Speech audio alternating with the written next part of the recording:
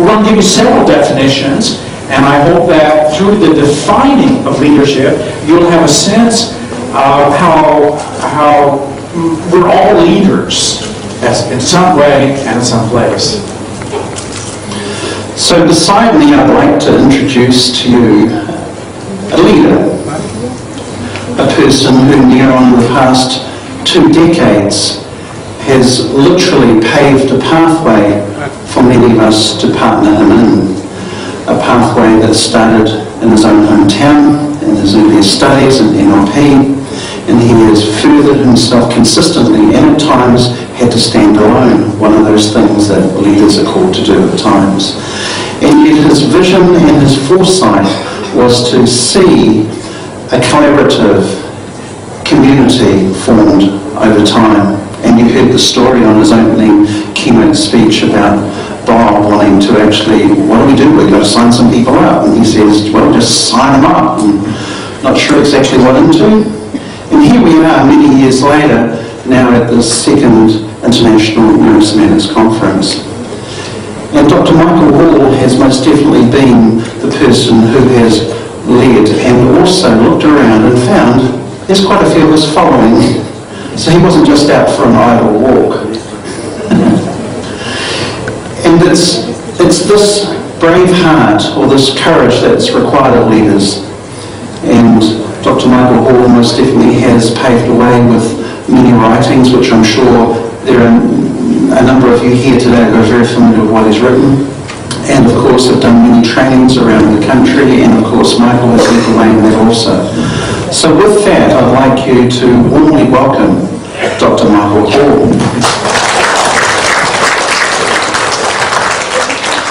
Warren Bean has said that the purpose of a leader is not to create followers, it's to create leaders.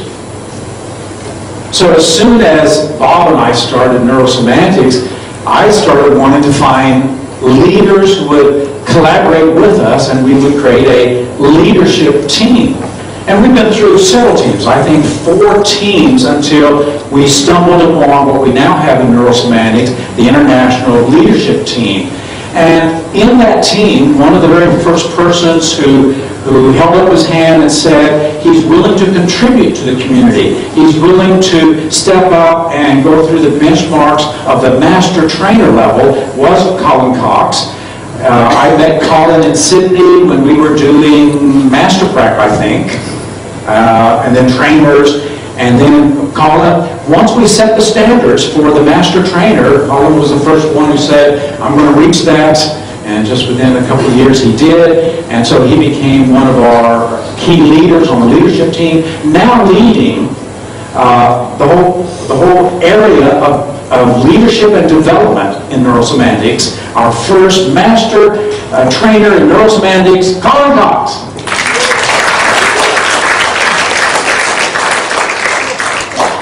So this is about leadership. And when it comes to leadership and thinking about how we define leaders, there's a number of different things that we want to say about leadership. The first one here above us is that everything that is called leadership is not leadership. Just to get a title, just to get a status of being a leader doesn't make one a leader, and one can certainly be a leader without that title. And I thought that just being a leader was okay, just to have a title and a badge and a car park.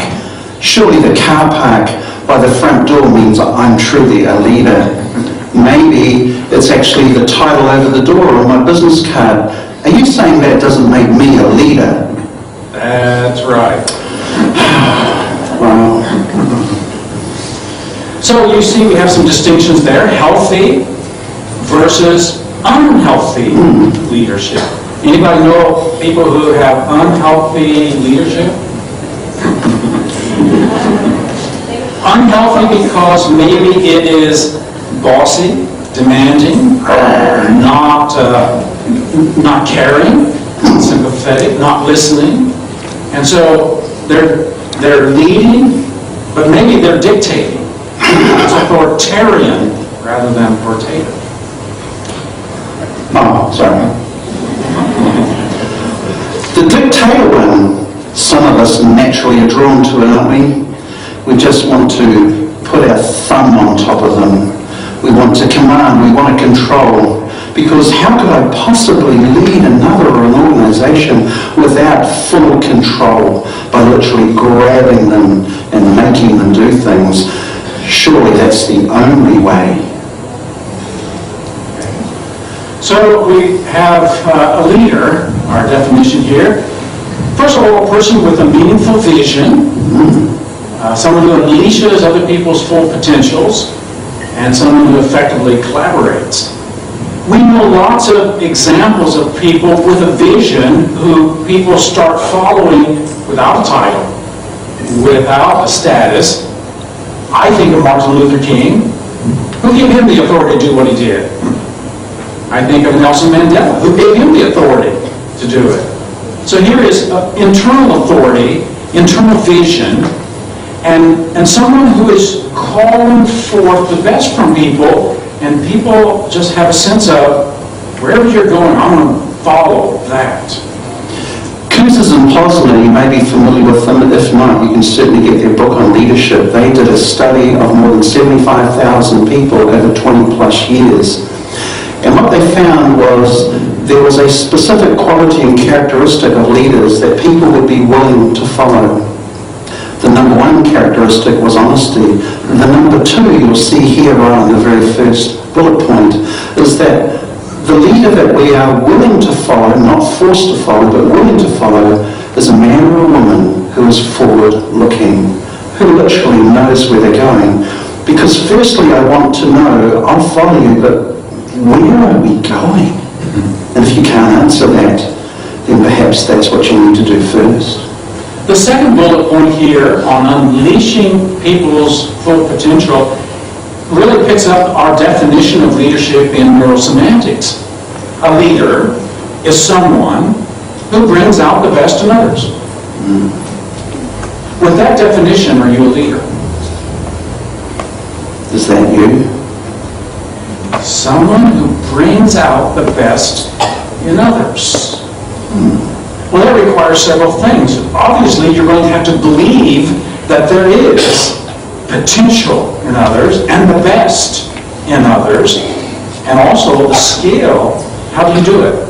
How do you bring out the best in others? And Mandy mentioned it just yesterday, and she talked about collaboration. She talked about us joining together as a united front, that we're all singing from the same choir sheet, that we're all driving on the same map, that collaboration is required if you want to truly have a vision, unleash potential, and then unify and unite people, and you most definitely are stepping into a definition of leadership. Collaboration. Boy, this is tough. It's much easier for us to do it our way, do it by ourselves.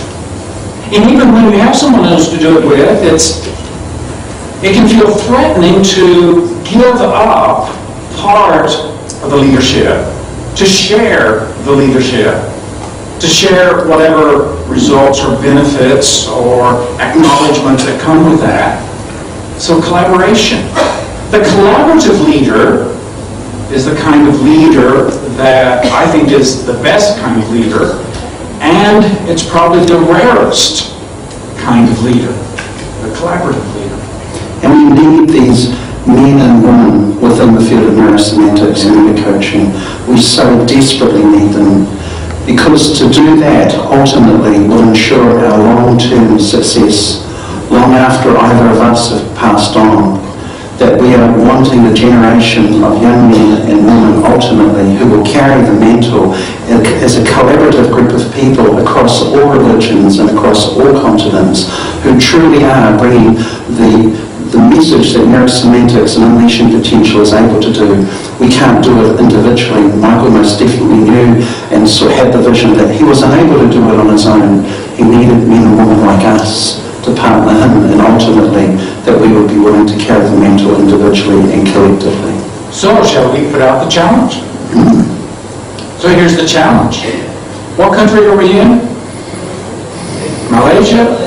So those of you in Malaysia, here's our challenge to you, to rise up, to catch a vision of what neurosemantics and meta-coaching can be here in this country, to then begin to figure out how to bring out the best in others, and to do it together. Will you do that? Yes. Will you do that? Yes. Are you sure? Yes. Can we come back in 2 years and see that you've done it? Yes.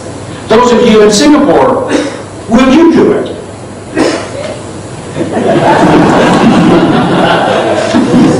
I think I heard something that sounded kind of like a yes. So those of you in Singapore. Yes. Those of you in Indonesia. Yes. Yes. Okay. The Philippines. Yes. I think we have one person left from Hong Kong. Those of you in Hong Kong. Yes. Well, this is the challenge, isn't it? It's so much easier to wait until someone comes and takes the initiative. We're asking you to take the initiative. It takes some boldness and some courage, it takes skills, it takes a vision. So that's most definitely a challenge, and it's certainly one that we want to keep promoting, because we are flying in the direct opposite to the way historically we as a race of people have operated, that we tend to say these are my toys and you're not allowed to have, and they're mine and stay away, and that's not what we want to promote from our business, from our coaching, from our training. To be able to promote a collaborative partnership, we can achieve much more.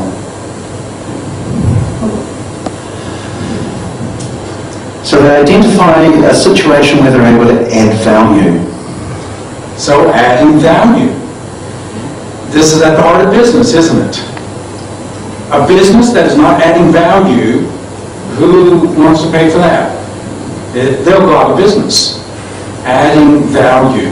And that's what a leader does. Whether a leader is a business leader, whether a business leader is a leader in the family, whether a leader is a leader in a community, adding value to people's lives. Well, to add value, you're going to have to think. What do they need? What do they want? What can I do to facilitate and unleash, bring out the best in them so value is increased? The ability to add value has been put back many, many years, and one of the originators that I heard much earlier was Dale Carnegie, where he said that if you want to actually get something yourself, the best model is to actually help others achieve what they want. And then perhaps, because I think that's so important to add to it, perhaps it may come back, but not necessarily. But the intent is help others, and it's more likely that they may well help you. Then, of course, Stephen Covey conveyed a similar message: seek first to understand them. What is it that they need? What's the value I can bring to you before getting them to think of yourself? So this is quite a consistent message over time that we're promoting here of self-actualizing leaders. So a leader brings out the best in people by unleashing their potentials. Several pieces to this. The first one here is a leader defines reality. This comes from Rudy Giuliani. Rudy Giuliani, who wrote a book called Leadership after his mayorship of New York City, said that the one who can say what is will be the one, and say it without judgment. The one who can say it without judgment, who can describe it, who can describe the elephant in the room, describe reality, sensory-based, will be the leader, whether desire to be the leader or not. Because people will look to that person as the truth teller, defining reality. So did you take a note of that one that Michael said, the truth teller? Unfortunately, there are many, many leaders who are unwilling to identify the reality and speak the truth, and not willing to do it. So important that we would be willing to be leaders and support and nurture leaders who most definitely operate from a clear understanding of reality, and as Michael also said, to identify the elephant in the room and state what it is. It was Bill Gates in his book, Business at the Speed of Thought, who said the health of any organization is measured by how fast bad news travels upward. Now, Mike just did this with truth speaking, because that's what usually happens. The bearer of the bad news is the one who gets it.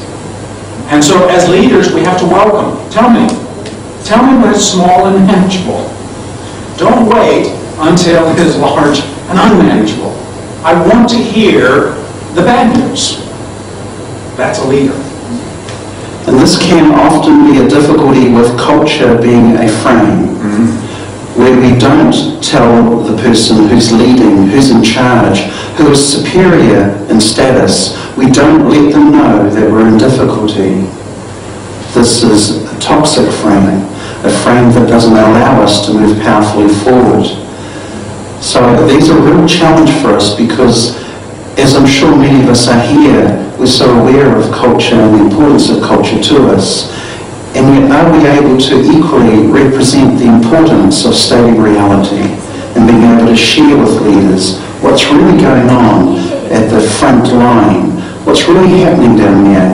Another study suggests that more than 94% of the information never gets to the chief executive and executive leadership team, and yet everyone at the front line knows what's wrong. So are we willing to allow, as Mike was saying, allow bad news to rise and be a leader that's willing to hear it? We want to be those kinds of leaders in neural semantics. We want to hear it. And so we want to create the kind of openness that we receive and take feedback effectively, whether it's what we want to hear or not. So speaking the truth and defining reality. I mentioned earlier about paving the way, and most definitely the gentleman on my right, your left, has done that. He has shown us how important it is, and it's not always going to be a comfortable ride. Sometimes it can be bumpy, sometimes it may be unnerving. Yet we must be pioneers, those that are willing to go where no other is willing to go, that are going to carve and pave new pathways. That's not just following, sometimes you literally have to step out onto that edge and be willing to drive forward. Leaders create a creative tension of the vision and possibility for a better future. If you're going to be a leader, you're going to be criticized. Oh no. If you're going to be a leader, this is not a walk in the park. It's tough. And part of the toughness is as we create that tension between now and then, and the bigger that gap, the more the tension, the more of a challenge we are presenting. And there'll be all the naysayers and the skeptics who don't believe it's possible, and the ones who will argue it's too much. But this is part of leadership, creating that creative tension. In the Pacific Islands, there is a story that goes like this, that if we were going to board a traditional ship, or where I come from it's called a waka, and it will be made possibly of reeds, and it will have woven sails made from flax. And we are going to go on a journey beyond the horizon. The captain knows it, the navigator knows it, and yet the crew are not so sure. Before leaving, the captain and the navigator ask, does everyone understand where we're going? And they impart the vision. And the vision is a goal, but beyond that, a vision is actually over the horizon. None of them can see it, and yet nobody is going to leave this beach until we all have that vision of where we're going. We must all be on the same page before we start to sail out to sea. And it's that creative tension that the captain and the navigator will actually create within the crew, saying, no, we don't leave until everyone is able to see that island coming up out of the ocean, which is what it looks like as you're travelling towards it. Because when we can see it, we can begin to leave and impart and start to travel on our journey. So this creative tension of vision is so important. Now we come to organizational leaders. And I'm guessing most of you are in that context. Is that true, that where you work or where you're a leader, you're in an organization? How many is that true for? That you work with leaders in organizations as a coach, as a consultant, as a trainer. So in an organization, we have leadership in two dimensions. We have visionary leaders, we have performance leaders, we have managerial leaders. We call one leaders, we call the other managers, but really they're the leadership team, and together they work to facilitate an organization being able to do whatever that organization is designed to do. So Warren Bennis's simplistic description of leaders are men and women who actually do the right thing, whereas managers are men and women who do things right. So there's an interesting twist between those, and they can often appear at conflict with one another. Because one is about, this is how we do it this way consistently without any deviation, and the other one is saying, no, we need to put that aside and consider that what's really the right thing to do. It might not be doing things right, but it's the right thing to do. These two distinctions also work individually, so they work for you. First of all, your self-leadership as your vision, where you're going, your mission, your values, the frames that you operate from, you as leading yourself, you as managing yourself to that vision, to that mission. So this works both at the organizational level, it works at the individual level. Self-management, self-leadership. And the complexity of our modern day is that we actually need to be able to do both. We no longer, in our history, are able to exclusively say that we are just a visionary leader.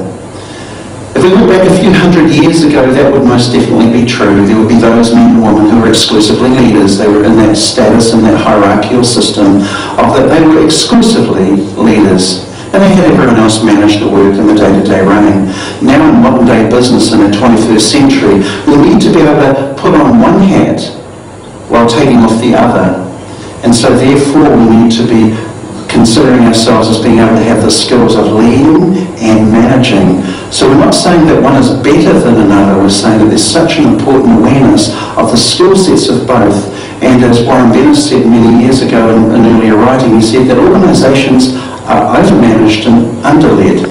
So what we're doing is wanting to bring leadership to the management skills, not throw one out at the cost of another, but literally to collaborate with those two mindsets and philosophies so that we can be effective in the supporting and unleashing of people's potential. So the need for leadership, this is obvious, we'll go through this very quickly. The speed of change. This is why we need to keep shifting our vision, because the world keeps changing, and it's changing at accelerated rates.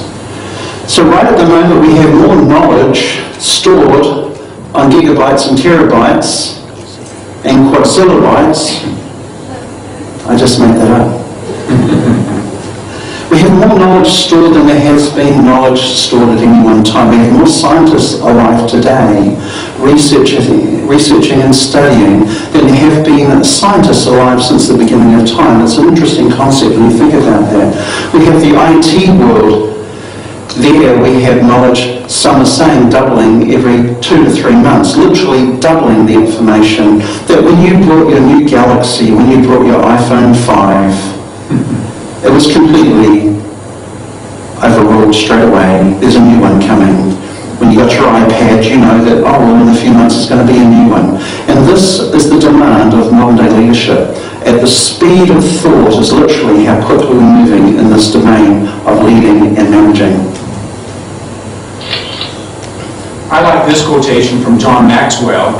He who thinketh he is a leader, and looketh around, and seeth no one following, is out for a walk. There's a relationship between leading and someone following. There's a relationship. And so, are you the leader? Well, look around, see if anybody's following. So I'd like you all to be upstanding just for a moment. You can carry what you've got, it's okay, we won't be doing anything crazy yet. So if you just be upstanding, because I just wanted to punctuate this particular point.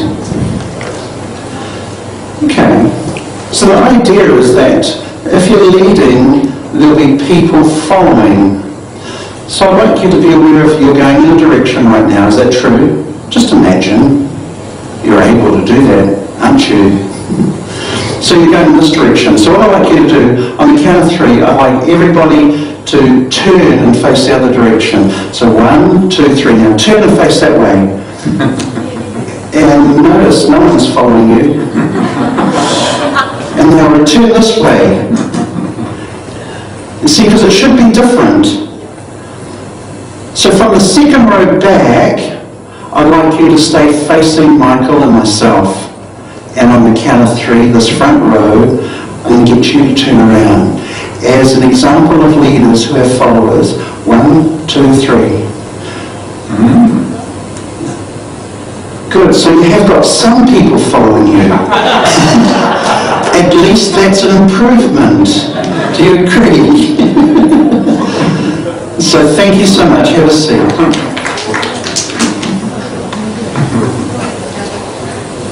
So what's a leader? A leader needs to be a self-actualizing person, him or herself, that is, developing, learning, being authentic, caring, being visionary, in order to bring out the best in people. So that's our working definition of a self-actualizing leader in neurosemantics and what we coach to in meta-coaching as we get people to be that kind of leader. One of the most serious fatal flaws that a leader can do, and there are actually 10 of them, and I'm not going to tell you the other 9, but I will give you one of them.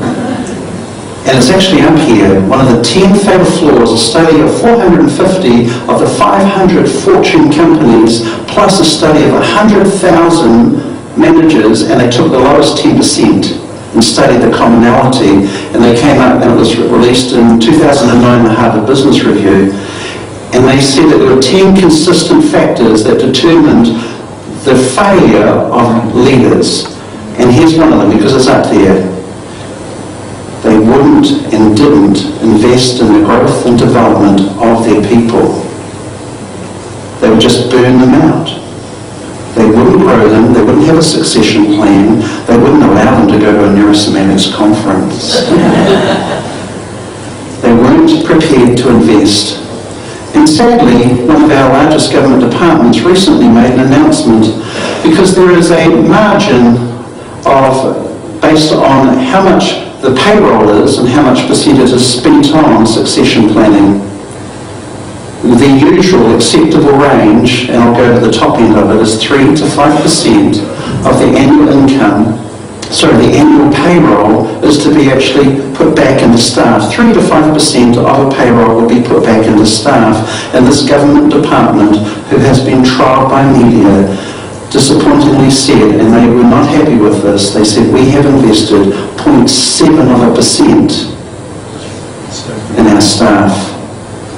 So there was a change, because they realised that they're not invested in their staff. So again, I just wanted to punctuate how important it is to do just that. So it's not the position that makes the leader, it's the leader that makes the position. So are you okay with that? I believe personally that we need leaders in every role. Self-managing teams require self-leading teams, and that every individual, it's not about a title, it's not about status, it's actually your attitude towards leadership at every role. So important that we have that.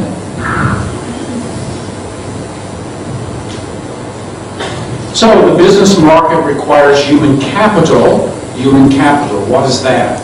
Well, it's the capital, the investment of people to be engaged, and people want to be engaged. So, in my country, and in particular in my culture, we have a proverb or a saying, and it goes like this, and I'll speak it in our language, then I'll translate. Hea hata mea nui o te ao, māku eki atu, he tangata, he tangata. What is the most important thing in all of the world? It is people, it is people, it is people. And I'll say it as I've experienced it, I'm tired, I get upset with organisations that have over the door of how important their staff are, and they treat them poorly. They're not willing to pay them appropriately. They are treated badly. They're treated like the old industrial management model, which is they're treated like they're a thing, that they're just a throwaway. And that's unacceptable if you want to encourage engagement. And the unleashing of potential.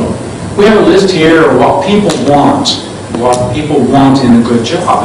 And wanting to be engaged, wanting to unleash potential, these are this is the self-actualizing drive in action. And that's what people want. Are we the kind of leaders that can facilitate that? If there was one complaint that consistently comes forth from staff, it's the complaint of not feeling appreciated by their leaders, by their team leaders, by their managers. They just don't feel appreciated. And that what we need are leaders who literally are able to show the gratitude, the value that is actually found in leading people in a self-actualizing organisation. So, leading behavior, you could be a dictator. Command and control. Play on fears. Play on desires and carrots. And you could get behavior. You could get compliance. But a leader has to do more. And what we have on the board here is leading the minds and the hearts, a little bit later, the spirits of people, to win their hearts so that they see the vision, agree with the vision, and now pledge their allegiance to the vision. It takes a leader to do that. You can't command that. Does that appeal to you? Is that the type of leader you'd like to follow? One who truly is interested in you as a human being, who truly does want to unleash your potentials within your mind, make your passion your profession, and to facilitate that, because there's always another way to go, which is the complete opposite. And I'm hoping in my heart that you're actually wanting to be a part of the journey of being a facilitator of change within leadership.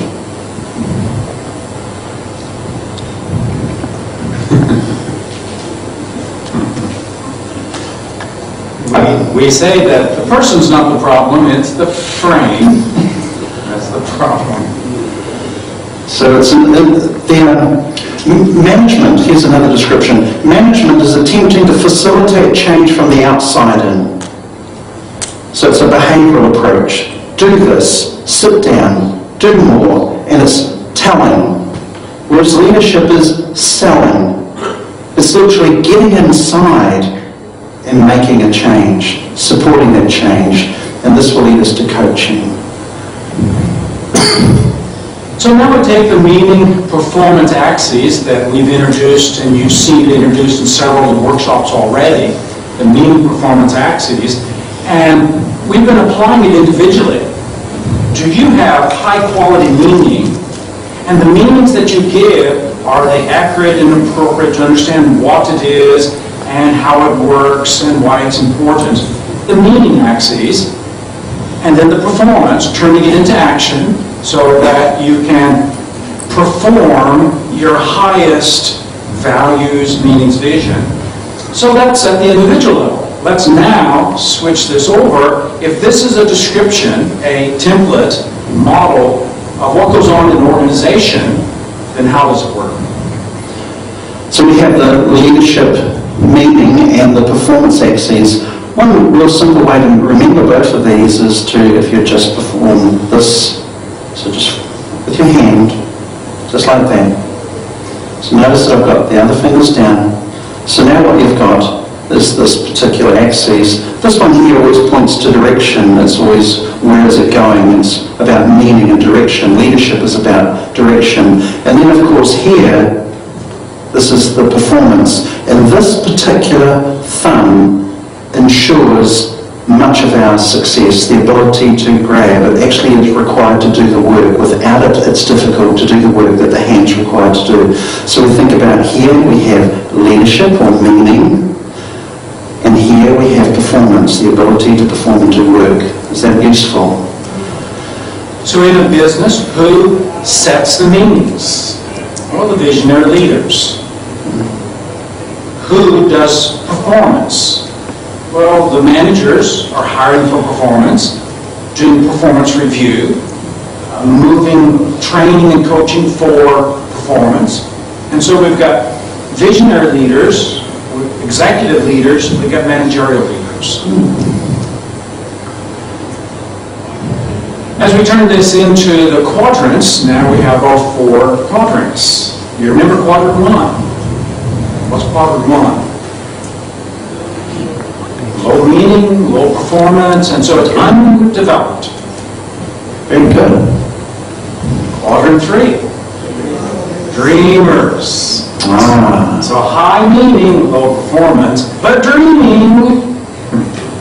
How many of you know that you've got that capability to be visionary and creative and imaginative and natural? And it's a gift, it's a skill. Quadrant 2, what do we call that? Performers. So this is when we perform and we do a lot of things. This is high performance but low meaning. So the workaholics, but one day you wake up after years and years of struggle and toil, sweat and tears in the workplace, and you wonder, why am I here? Why do I bother? What's the point of all this effort? When people of quadrant 2 are in stress, their problem, their challenge will be burnout. When people in quadrant 3 are in stress and things aren't going well, their challenge, their problem will be disillusionment. They'll be disillusioned because nothing ever comes of it. The others burn out because they're worn out.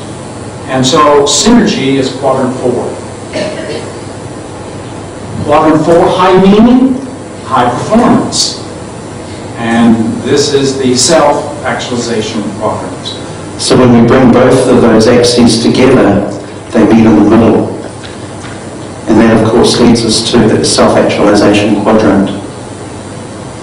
So we have the undeveloped. And you want to talk about the EQ, Michael? So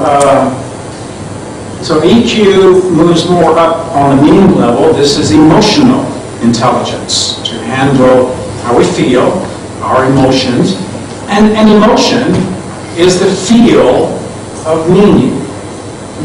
When you feel something emotionally, you're feeling something that means something to you. So every emotion is the feel of meaning. Anger, you're feeling that something is violating your values. Sadness, something is lost. Joy, something is fulfilled. Love, something is attractive and benevolent. So in the top left-hand quadrant, the quadrant 3, we have the soul or spiritual quotient, the SQ. And a short version of a descriptor of this is that you're so heavenly that you're of no earthly good. That you're up in the clouds, but no one has let you know that your feet are not touching the ground. And you may also be aware of how sometimes family or close friends can pull you down and ground you again, much to your dislike, because you like to be up in the clouds floating with your ideas. So for some, spirituality and or soul will have a religious connection, and for others it's just about living to your highest intent, having that clear vision of self, that purposefulness of self. That too is within the SQ quadrant. So the SQ is the inspiration for all the meaningfulness. In quadrant 2, we have IQ, how to do something, intelligence, the quotient of intelligence, of how do you get this done, whether it is running a business, delegating, being an entrepreneur, whatever it is. So there's the triangling there of the IQ, SQ and EQ. Remembering that some organisations are strongly IQ, it's all about academic systems and processes, and it's about legislation, interpretation and academic achievement.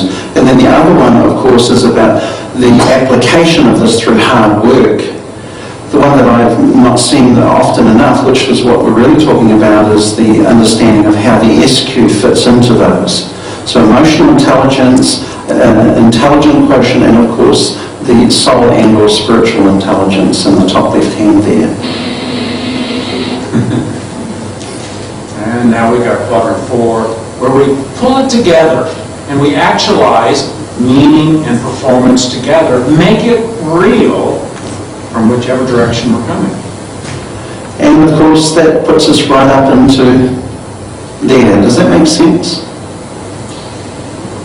This line, this arrow, is really the pathway of self-actualization. So if you think about self-actualization, it can begin to occur in simple forms in quadrant 1 as whatever we know to do, we give it meaning. Whatever meaning and understanding we get, we do something about it.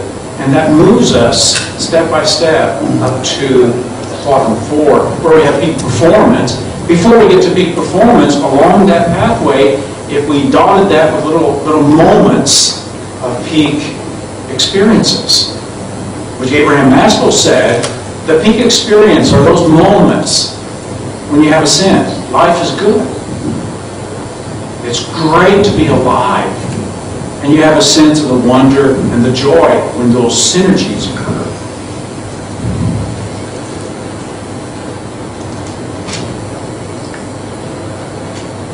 How's that one for you? To understand that the position and capacity ultimately is for us to translate vision into a sense of reality. You've heard those two words spoken already of how important it is to have a vision and also to lead and speak of reality. So we're going to take you into an opportunity to be upstanding very shortly. We're going to form groups of approximately 3 to 4. And if there's a 5th one, please welcome them in. Remember, it's about collaboration, alliances, and bring them in. And to be upstanding, and what we'd like you to do, and invite you to discuss, so how's it going? What have you interpreted? How does this connect to where you're at and with what you do? And have a time just to share those ideas and thoughts, and then we'll call you back. Those that were with me in the music, you'll be familiar with the music of callback already, so we don't need to teach you. However, I encourage you also to call everyone else back when we return, because not everyone was in that workshop, so we'd like to help them return to this place. So what have you learned, and are there any questions that's really driving you? Absolutely, there'll be an open time for questions from you about the content thus far. So you have approximately 5 to 6 minutes, and have a talk, share your ideas, come back with questions, and we'll see you very shortly.